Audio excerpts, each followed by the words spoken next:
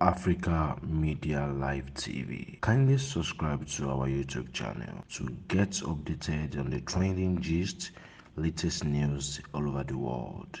Like our page, subscribe, and share with friends. Thank you.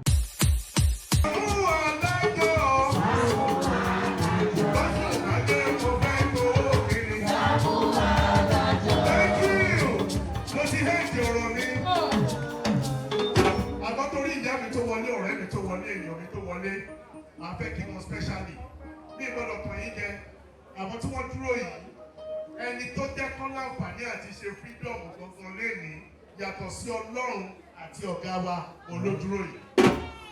tó o bá abiyamọ tó bá wà bí tó bá ti bímọ àti tó ń retí àti bímọ àtọmọdé tó wà bí tó kó lọ máa bímọ lọ́la ẹ bá mi pàtẹ́wọ́ fún bàbá wa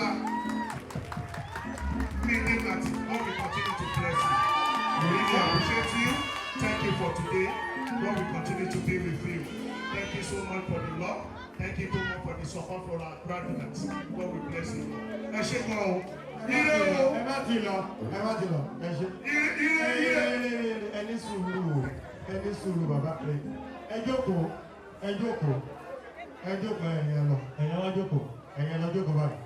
Ẹ lọ jókòó. Ayé wa nìyẹn.